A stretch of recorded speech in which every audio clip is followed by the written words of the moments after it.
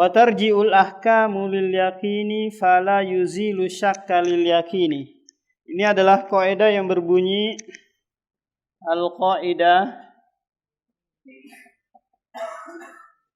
al-yaqinu la yazulu bisyakki.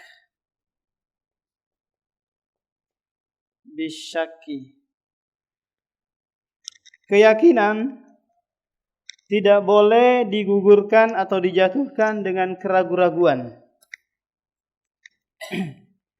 Kaidah ini dibangun di atas dalil dari hadis Rasulullah sallallahu alaihi wasallam. Dalilnya dari hadis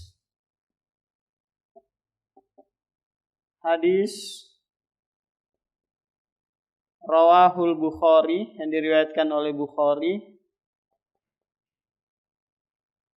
Nomor hadis 137, Muslim 98.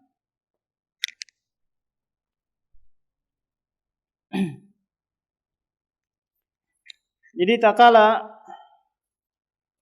sahabat Abdullah bin Zaid bin Asim al-Mazini menceritakan kepada Rasulullah sallallahu alaihi wasallam anna ar-rajula khuyila ilaihi annahu yajidu syai'a fi sholati.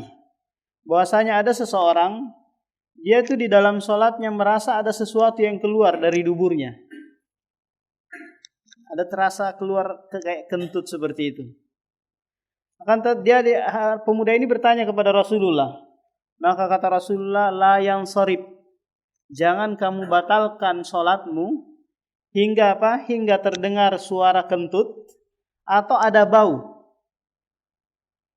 Coba lihat, Rasulullah memerintahkan apa? Bangun dulu di atas keyakinan.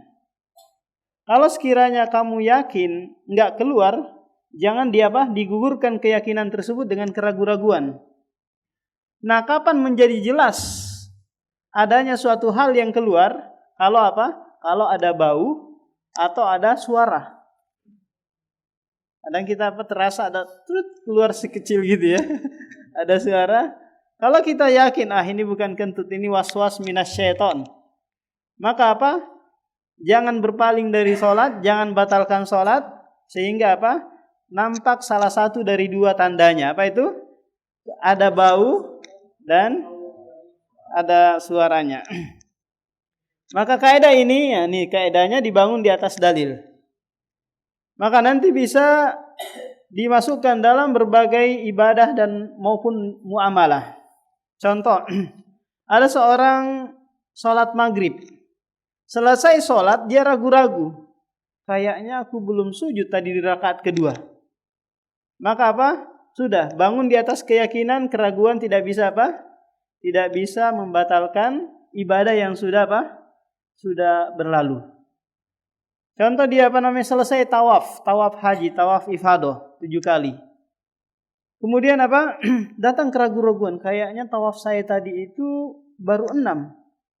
Ragu-ragu. Karena memang ada manusia yang sering dikasih was-was keraguan-raguan seperti itu. Maka apa? Sudah stop. Al-yakinu la yazulu bisyak. Keyakinan setelah terjadinya perbuatan tidak menggugurkan perbuatan tersebut. Seorang sholat, setelah sholat dia yakin, dia ragu-ragu. Saya tadi ini sujud atau ruku ya tadi sebelumnya di rakaat pertama. Maka apa? Stop, sudah. Al-yakin la yazulu bisyak.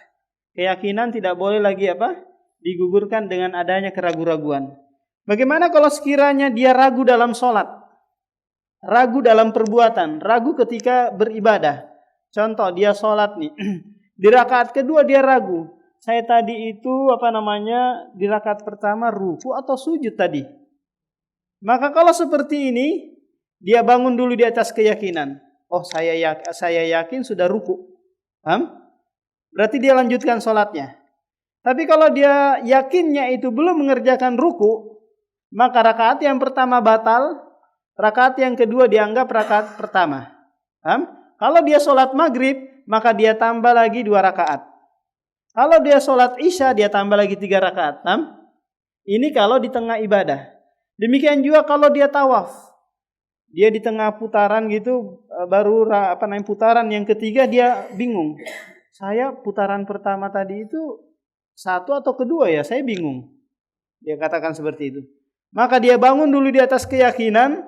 Kalau sekiranya dia yakinnya sudah 2, maka dia lanjutkan 5 kali putaran lagi. Kalau dia yakinnya 1, maka dia lanjutkan lagi seterusnya yang kurang. Nah, seperti itu. Jadi keyakinan tidak bisa digugurkan dengan apa? Dengan keraguan-raguan. Ada orang sudah dihidangkan makanan, mau iftar, mau berbuka. Dia yakin sudah terbenam matahari. Tapi belum ada yang azan. Belum ada tanda-tanda azan ataupun bunyi-bunyi alarm gitu menandakan sudah berbuka. Dia berbuka dengan keyakinan, ini sudah tenggelam matahari. Itu Masjid Al-Majid atau Masjid Liwai, dia berbuka dulu muadzinnya. Sehingga Sehingga lambat azannya. Sudah dia berbuka. Setelah berbuka, ternyata belum terbenam matahari. Gimana ini? Apakah batal puasanya? Puasanya enggak batal. Kenapa? Karena dia bangun di atas keyakinan. Al-yaqinu la yazulu bisyak. Akan tetapi keyakinan itu ada 2 macam. Yakinu ada 2 macam. Yakin alal batil, keyakinan di atas kebatilan. Yakin alal haq, keyakinan di atas al-haq. Contoh ahlu sunnah wal jamaah, yakin dia di atas kebenaran, paham? Ahlul bid'ah pun yakin dia di atas Di atas kebenaran. Pelaku maksiat, pelaku sesat itu semua meyakini dirinya di atas kebenaran. Nah, seseorang kalau yakin itu imma dia di atas kebatilan, imma di atas hak. Kita berikan gambaran salat lah. Salat duhur. Mendung. Kalau duhur kan waktu duhur masuk takala matahari tergelincir ke barat sana. Mendung. Ini enggak ada tanda-tanda matahari tergelincir. Kemudian dia bangun di atas keyakinan bahwasanya kayaknya ini sepertinya sudah tergelincir matahari. Dia tegakkan sholat. Kemudian setelah selesai sholat duhur, dia baru tersingkap ternyata matahari masih di atas kepala. Maka kalau seperti ini berarti keyakinannya itu di atas Di atas kebatilan, di atas kesalahan. Maka fa'abri'u dhimmata, maka dia perbaiki kesalahannya tersebut. Dia harus perbaiki kalau dia yakin di atas kebatilan. Kalau di atas kebenaran maka selesai. Tidak ada lagi permasalahan. Nah, demikian juga ada orang sholat isya. Di rakaat ketiga dia yakin dia sholat sudah rakaat keempat. Dia yakin ini, saya sudah di rakaat keempat. Rakaat ketiga dia tasyahud akhir salam. Setelah itu, ini kan dia bangun di atas kebatilan kan ya? Bukan di atas kebenaran, tapi di atas kebatilan. Setelah itu datang ikhwan yang memperhatikan dia sholat. Antum itu sholat 4 rakaat. Tapi kok 3 rakaat aja antum kerjakan. Mana satunya? Nah, dia tanyakan. Oh gitu kah? Saya yakinnya 3 rakaat. Maka harus dia perbaiki kesalahan tersebut. Tidak boleh dia biarkan kesalahan tersebut dengan berdalil di atas Di atas keyakinan. Nah, demikian juga seorang yang membayar zakat. Ya, membayar zakat fitrah atau zakat mal. Di penghujung Ramadan, dia yakin dirinya sudah membayar zakat. Zakat fitrah atau zakat yang lainnya dia yakin. Akan tetapi ternyata dia belum membayar zakat. Siapa yang memberitahukan? mungkin istrinya, mungkin anaknya, mungkin tukang pungut zakat di kampungnya. Ah, kamu itu belum membayar zakat. Enggak ada nama antum tercatat di apa? Di KM atau masalah. Maka apa? Keyakinannya itu berarti di atas apa? Di atas kebatilan. Harus dia ubri, harus dia memperbaiki kesalahannya tersebut.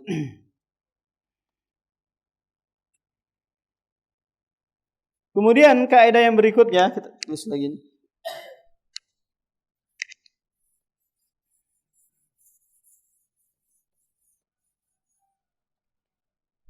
Ini kaidah berikutnya, al aslu fil ma wal ard wal hajar taharah.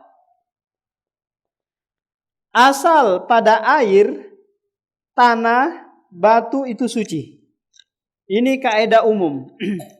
Bahwasanya tanah, baik tanah dari Karbala ataupun tanah dari Saudi ataupun tanah dari dari Balikpapan, semua hukum asalnya apa?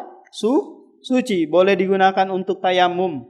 Demikian juga air, baik itu air payau, air air laut ataupun air hujan atau mata air, semuanya hukum asalnya apa? Suci. Demikian juga batu, baik itu batu akik atau batu-batu macam-macam, semua asalnya apa? Suci. Meskipun orang anggap ini kayaknya batu dari kotoran hut-hut ini. Nah, maka apa? Hukum asalnya batu tersebut suci.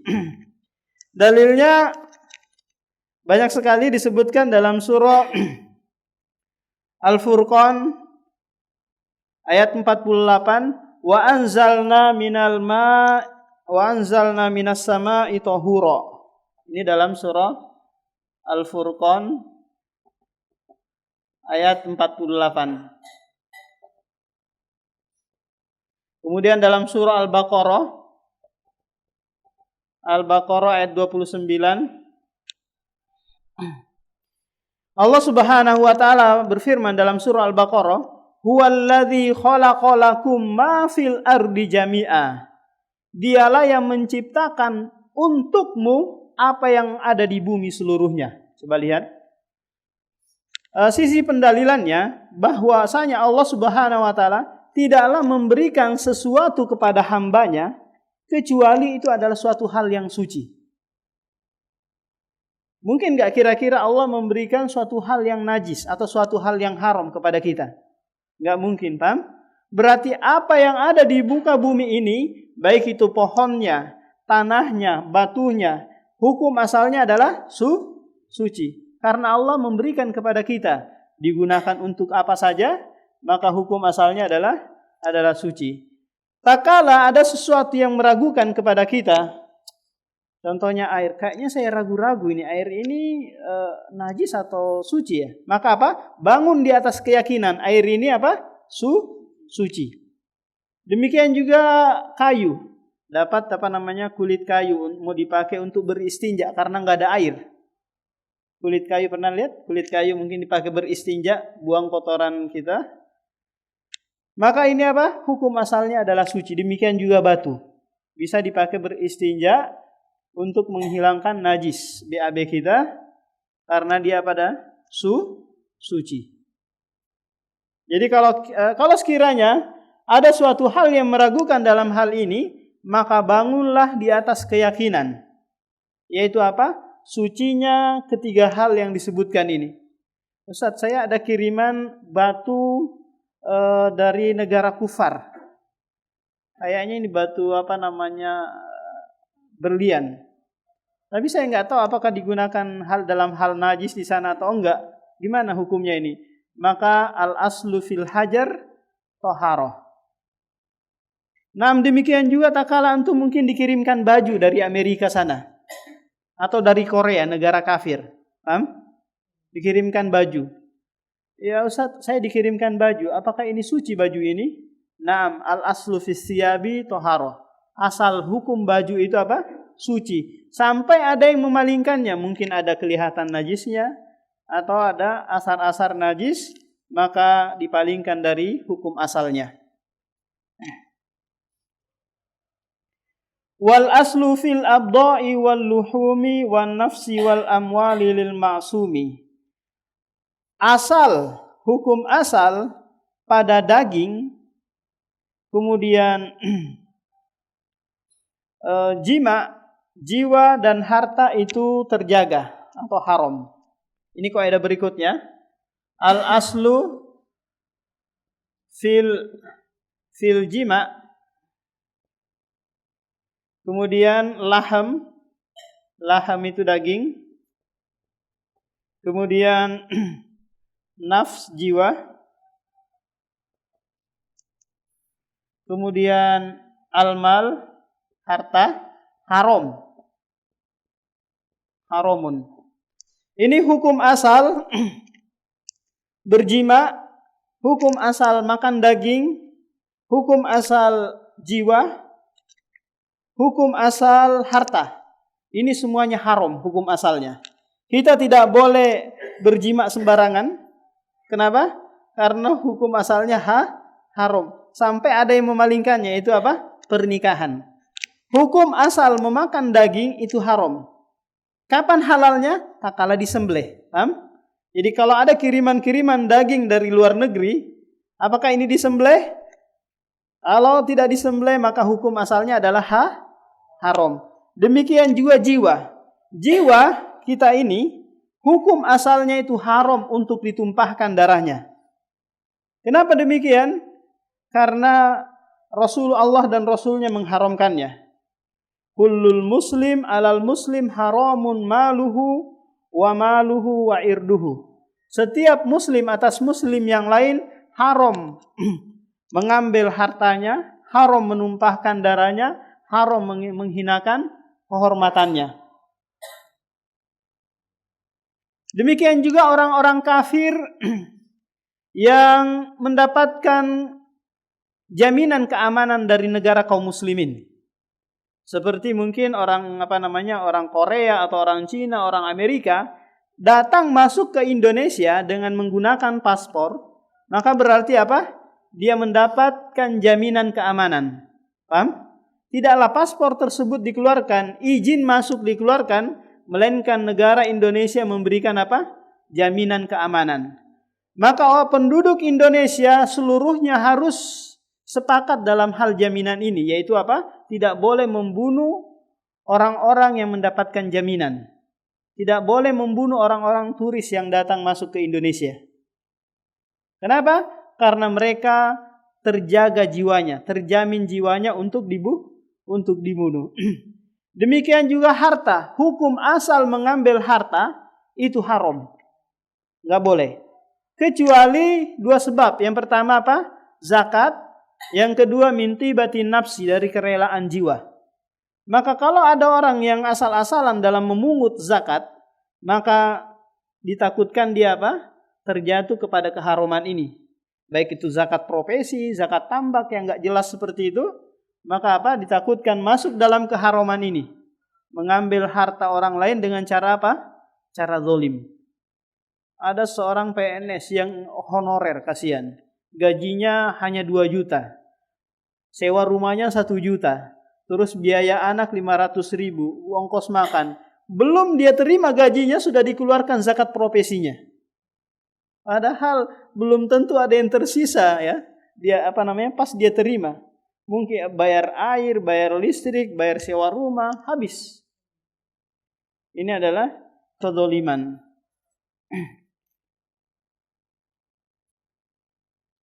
Tahrimuha hatta yaji al-hillu. Kita sebutkan dulu dalilnya. Ini banyak sekali dalilnya tentang kaidah ini. Yang pertama dalam surah Al-Isra ayat 32. Ini dalilnya Al-Isra 32. Kemudian dalam surah Al-Maidah ayat 3. Al-Maidah ayat 3. Kemudian dalam surah An-Nisa ayat 93.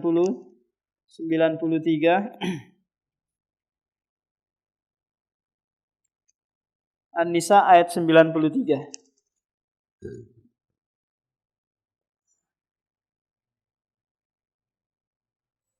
Allah Subhanahu wa taala berfirman, "Ya ayyuhalladzina amanu la ta'kulu amwalakum bainakum bil batili."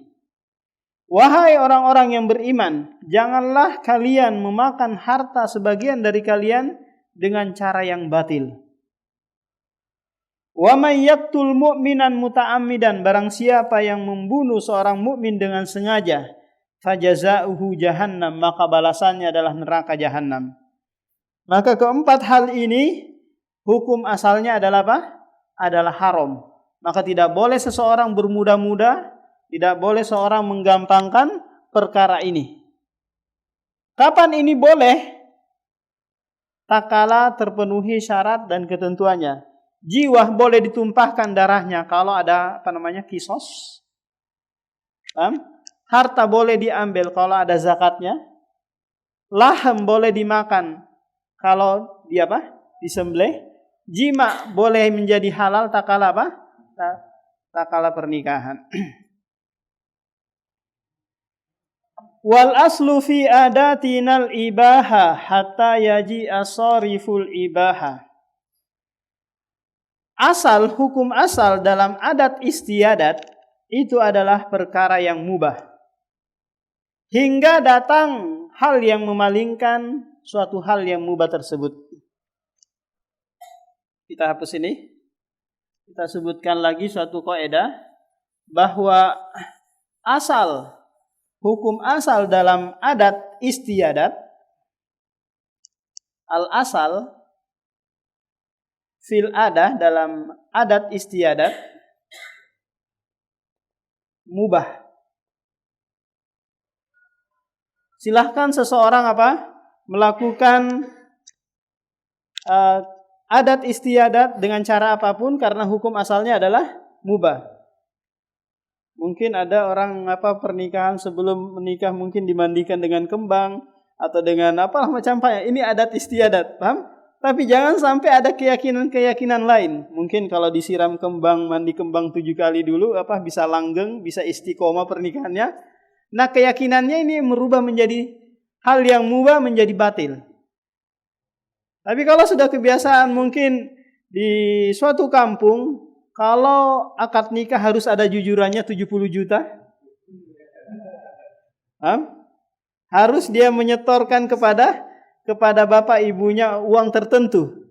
Baik itu untuk acara pernikahan atau untuk ganti biaya pengurusan. Paham? Biaya pengurusan anak perempuan tersebut selama bertahun-tahun.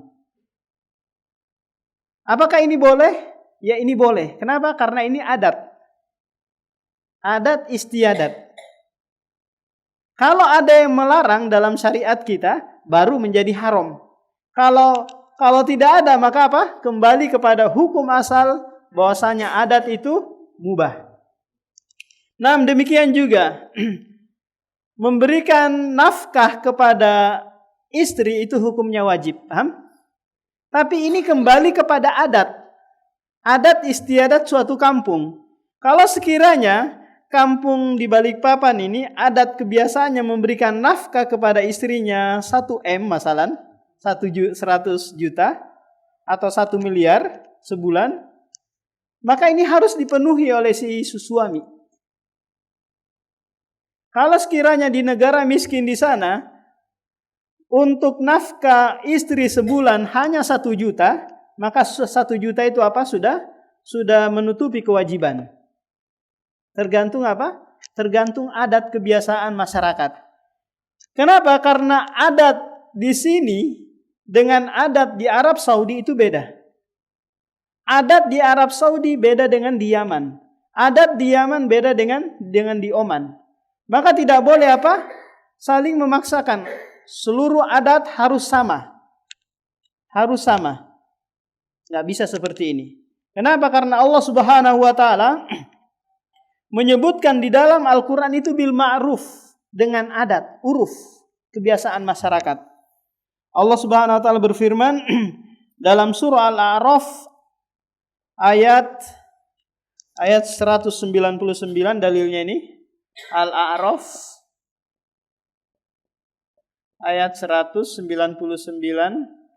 sama surah An-Nisa ayat 19.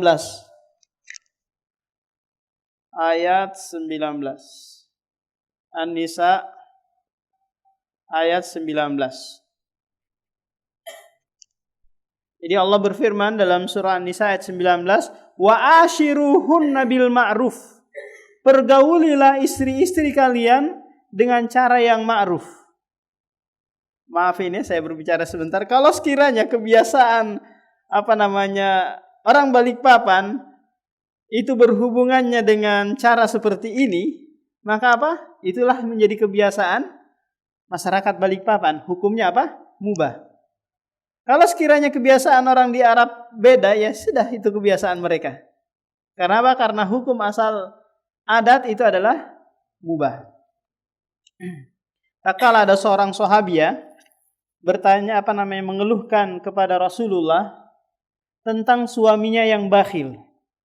Ya, suaminya yang bakhil. Dia memberikan uang nafkah, uang jajan kepada keluarganya enggak mencukupinya. Kata Rasulullah, khud bil ma'ruf.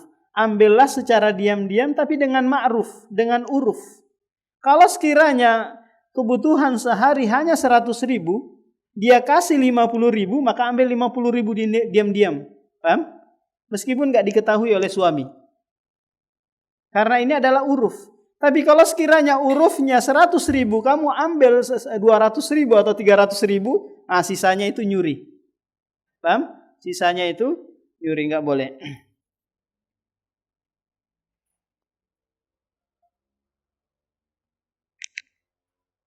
Nah, kaidah berikutnya, walaysa masyru'an minal umuri ghairul ladzi fi syar'ina madhkuri. Sekarang al-aslu ini kaidah berikutnya, al-aslu fil ibadah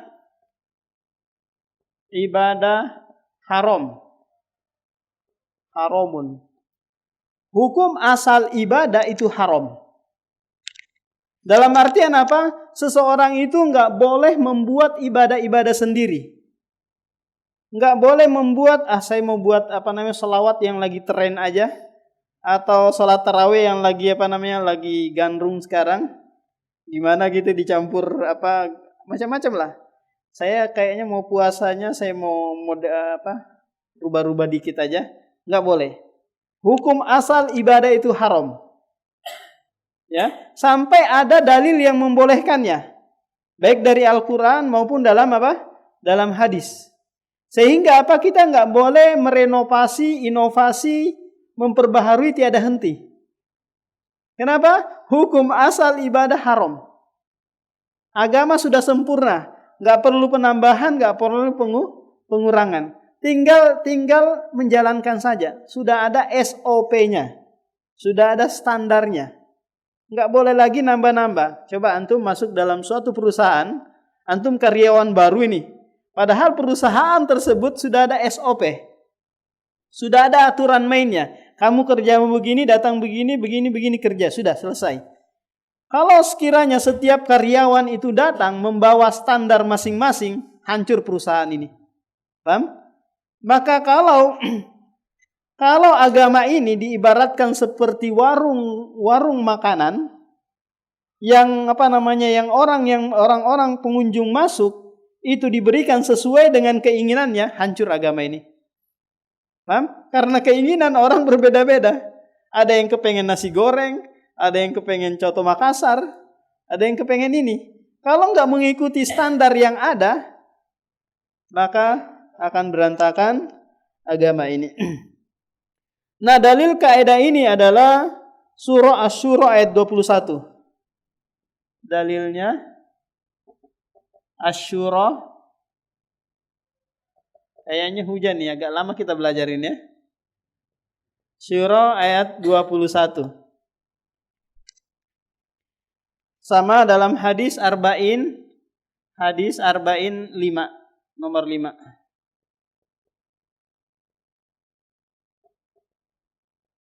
Kemudian dalam surah Al-Maidah ayat 3 juga. Al-Maidah ayat 3. Allah Subhanahu wa taala berfirman dalam surah Asy-Syura ayat 21, am lahum syuraka'u syara'u minad dini ma lam ya'zam bihillah. Allah ini bertanya nih, apakah mereka punya syarikat-syarikat yang mengizinkan agama bagi mereka yang tidak diizinkan oleh Allah? Coba lihat ini. Apakah mereka punya tandingan-tandingan selain Allah yang mensyariatkan agama bagi mereka? Maka jawabannya apa? Tidak ada. Kalau begitu, agama tersebut, ibadah tersebut haruslah ada izin dulu dari Allah dan Rasulnya. Maka diambil kaidah hukum asal ibadah itu apa? Haram. Ya, haram. Kadang ada orang yang nggak suka seperti itu kan kaidahnya Wahabi itu. Itu kaidahnya Wahabi. Kita ada sendiri. Maksudnya hukum asal ibadah itu boleh diperbaharui. Akhirnya mereka apa? Memperbaharui ibadah. Padahal tidak boleh.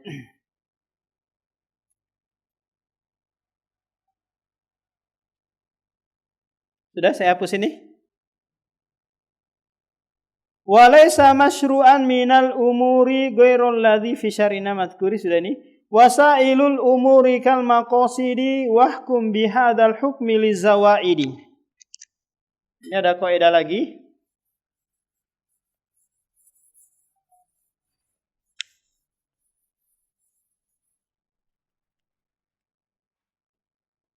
Al wasailu laha ahkamul maqasid.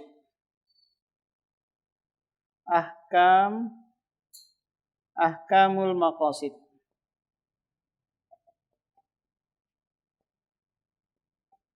Wasilah-wasilah itu memiliki hukum yang sama dengan tujuan.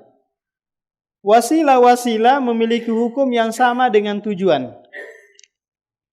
Contoh, bapak dari rumah naik motor, kepengen datang ke masjid sholat berjamaah.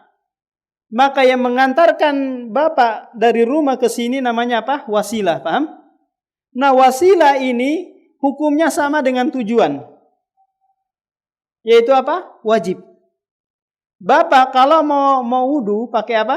Pakai air. Kalau sekiranya wudu mau sholat itu wajib hukumnya, maka kalau sekiranya nggak ada air harus beli air, maka hukum membeli air itu apa? Wajib, karena wasilah yang mengantarkan kepada wajib itu hukumnya wajib. Maka dari kaidah ini lahir lagi kaidah ma la yatimul wajib yatimmu wajib fahuwa wajib.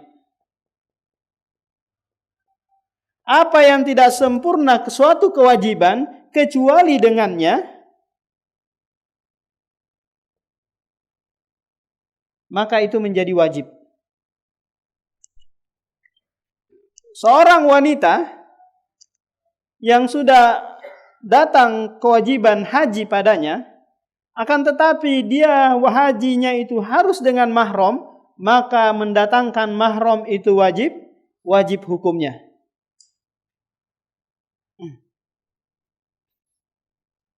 Kalau sekiranya beriftar, berbuka itu dengan korma itu hukumnya wajib, maka mendatangkan korma itu wajib hukumnya.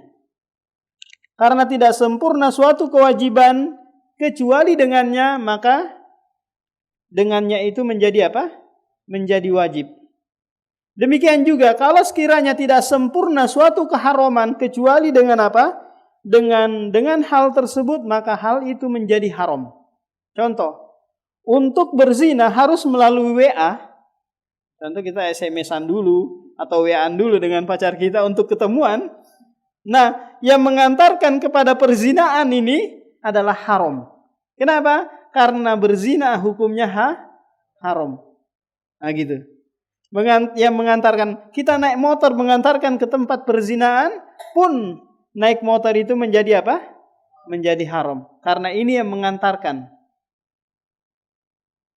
Maka dari sini nanti dengan wasilah-wasilah yang banyak kita akan bertambah pahalanya. Ya, kita bertambah pahalanya. Akan tetapi perlu diperhatikan, wasilah yang haram, wasail haram, wasilahnya haram, tapi makosidnya wajib, makosidnya hasanah, baik masalan. Coba lihat, wasilahnya haram, tapi makosidnya baik, maka ini tidak bisa merubah menjadi baik. Contoh, ada seorang perampok, dia mau menyumbang ke fakir miskin, tapi dengan wasilah apa? Merampok orang di jalan atau mencuri harta orang kaya. Paham? Dia pakai wasilah yang haram untuk tujuan yang baik. Maka apa? Ini tidak bisa merubah hakikat yang buruk tersebut menjadi baik karena tujuan. Ada seseorang menador akhwat. Nador akhwat apa hukumnya? Tergantung tujuannya. Kalau tujuannya hanya untuk berlezat-lezat menikmati kecantikan akhwat tersebut, maka ini haram. Kenapa? Karena hukum asal melihat akhwat itu haram. Paham ini? Nah, kalau dia melihat hanya sekedar ingin membangkitkan syahwat ya, atau untuk bersenang-senang, maka ini haram. Kenapa? Karena bisa mengantarkan kepada perzinaan. Tapi kalau sekiranya dia melihat akhwat untuk tujuan yang baik, yaitu menikahinya, maka ini menjadi apa? Wajib juga. Yaitu apa? Menador akhwat. Karena wasilah yang mengantarkan kepada wajib.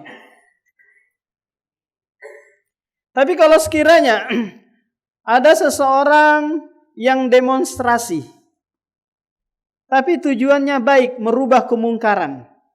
Ini tujuannya baik. Maka suatu hal yang haram, tujuan yang baik tidak akan merubah yang haram tersebut menjadi baik. Ini pegang baik-baik ini. Ini banyak orang salah paham ini. Menganggap bahwasanya wasilah itu memiliki hukum sama dengan tujuan. Yang nggak bisa kalau wasilahnya itu adalah suatu hal yang haram. Paham? Nggak bisa akan merubah yang baik menjadi yang buruk menjadi baik dengan tujuan, nggak bisa. Ada seseorang minjam uang di bank. Ini hukumnya apa? Iya, haram, riba kan ya? Tapi dengan tujuan membangun masjid. Nah, gimana ini hukumnya? Apa Jusman? Haram. Kenapa? Karena tujuan wasilah yang buruk tidak bisa mengantarkan berubah menjadi baik kalau tujuannya baik. Coba lihat, membangun masjid kan baik tujuannya ya. Tapi wasilahnya ini adalah hal yang haram. Nggak bisa menjadikan yang wasilah ini menjadi baik pula. Saya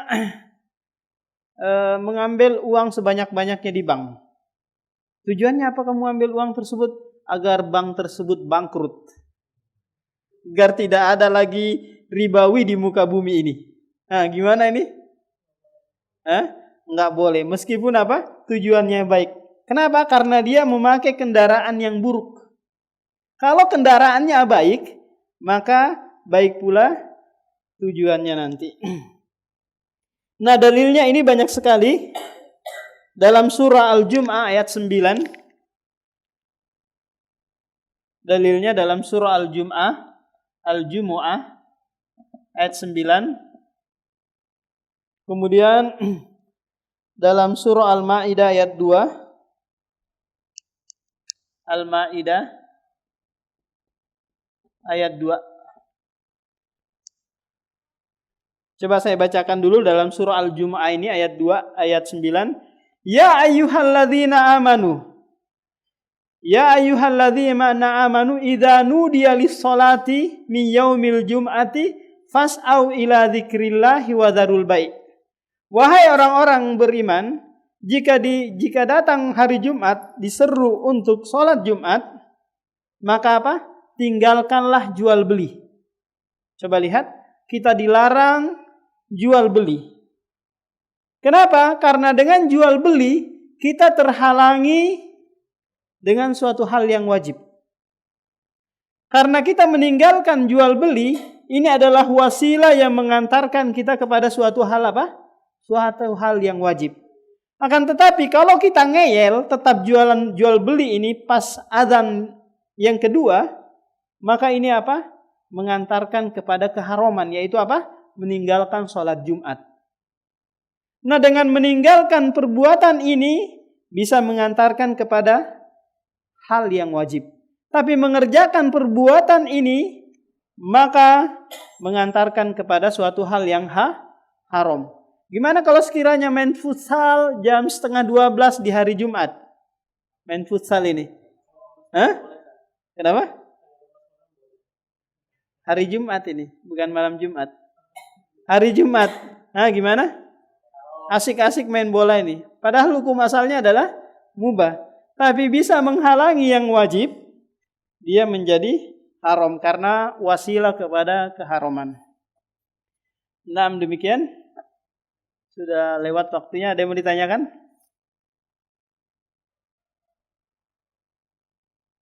Tentang kaidah-kaidah yang kita sebutkan.